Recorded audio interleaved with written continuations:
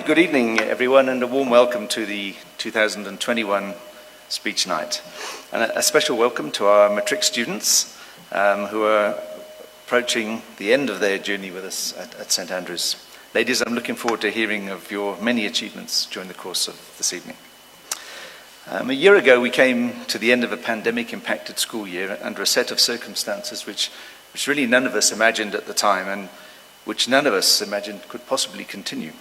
Yet here we are in similar circumstances with only a few members of our community able to be in the hall to enjoy the proceedings tonight. Fortunately, the rest of the school community is able to watch live streaming of tonight's proceedings, but I venture to say it's not quite the same thing as being here. But nevertheless, a warm welcome to all of those who are joining us remotely. The uncertainties arising from the pandemic are many. For example, who of us would have anticipated that there would be such violence and looting in our country triggered by the application of justice? Who would have predicted the extreme nature of some of the weather events associated with climate change? And who would have foreseen the changing nature of space exploration? I mean, now it's just space tourism.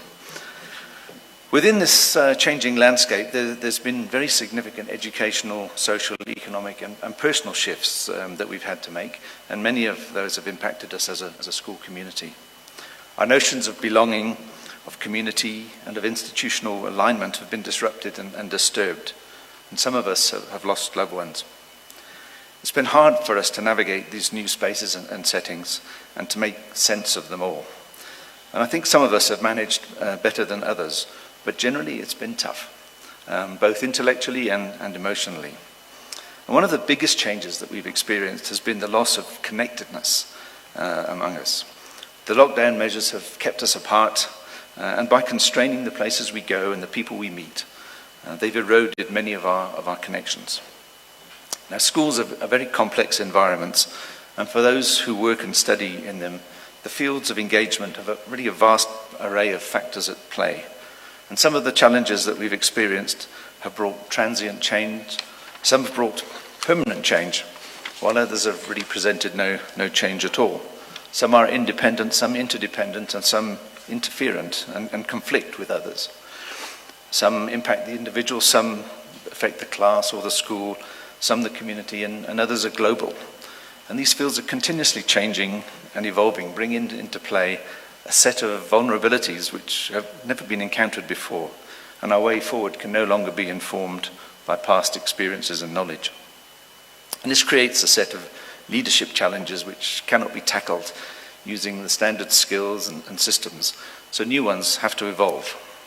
And leaders who rely on the old skills and methods alone are really under-equipped to deal with today's challenges, and many of these are wicked problems.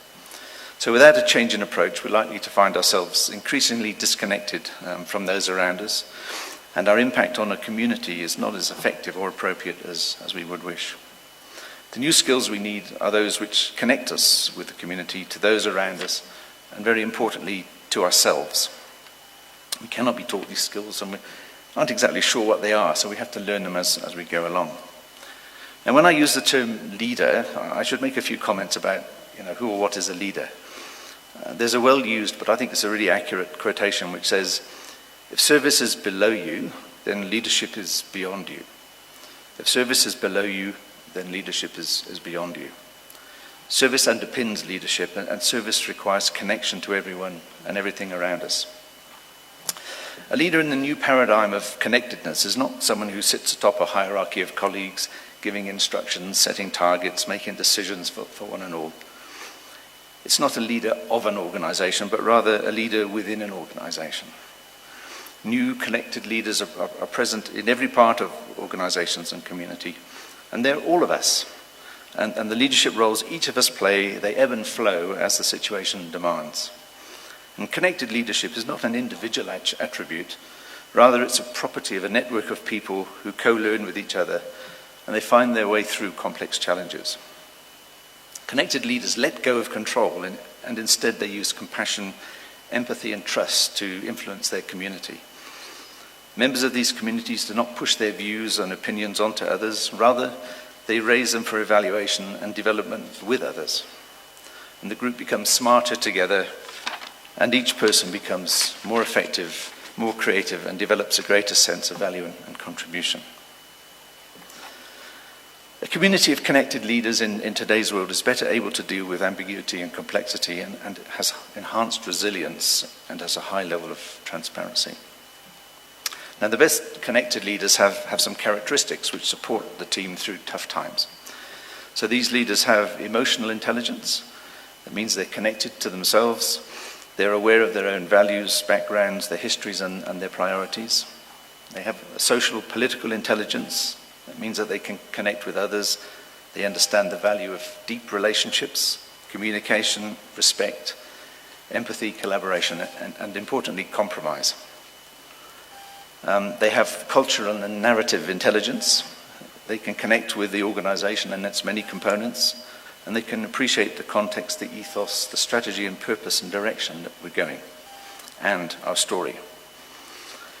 And they have inclusive intelligence. They're able to connect with the wider world, and they understand how to relate to country, the economy, society, and the environment. But this sort of connectedness, it doesn't really come easily. And there are forces that help and hinder connectedness. And many of the best opportunities actually arise by the accidental or even the unintentional collision of people and events that could never be planned or forecast. And these collisions, when they occur, they release personal energy and purpose. And working together takes on a new energy and adaptive approach, and it focuses on connecting hearts and minds.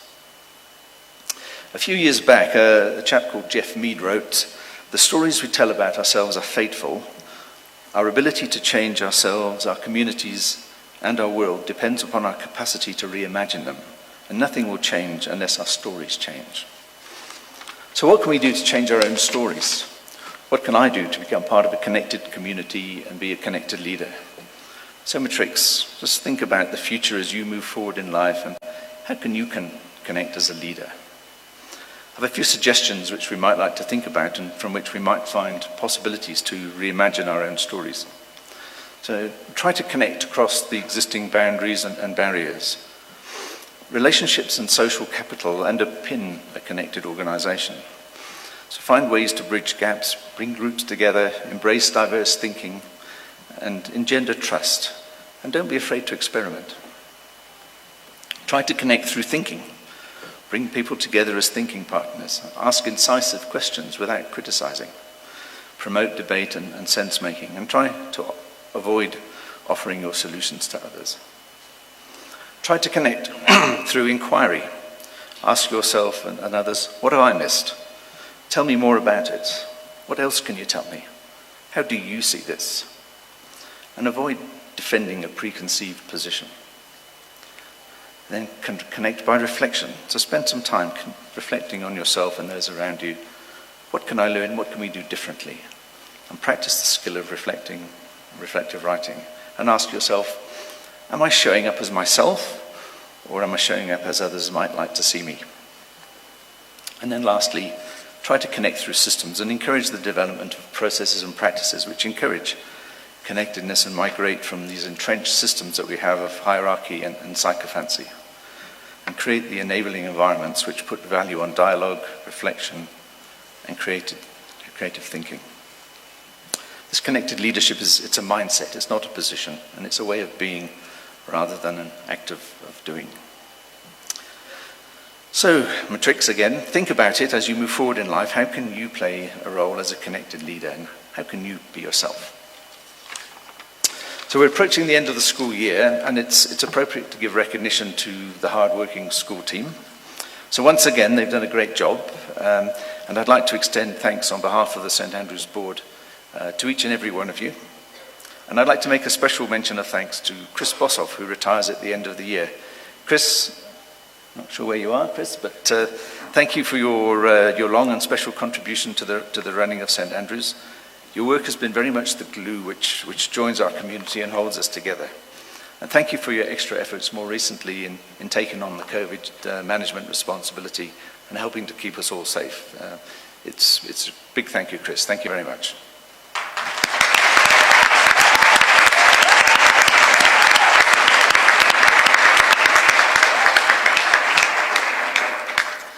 And I'd like to say a big thank you to my fellow board members for your dedication, for the time you so freely give, and for your contribution to the school.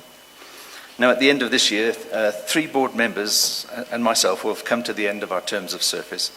And a 4th board member will be stepping down because he has taken on a senior role in a competitor school.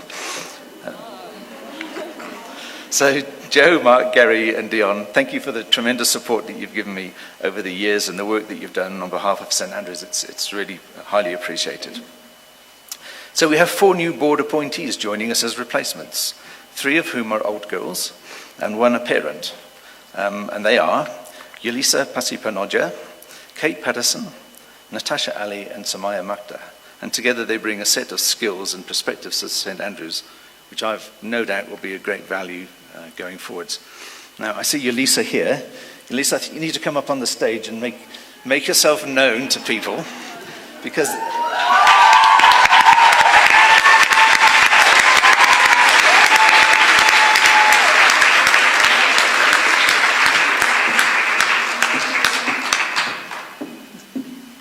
take off the mask so they can see you properly.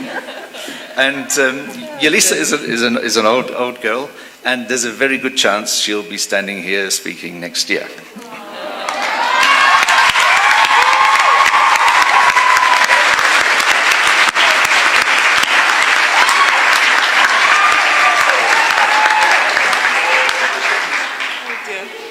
You're really putting me on the spot.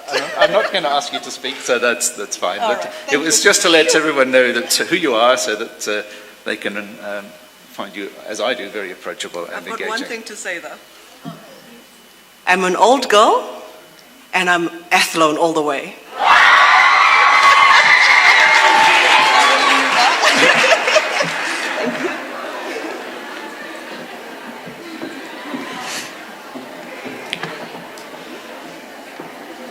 So thank you, Yelisa, and sorry for putting you on the spot a little bit there.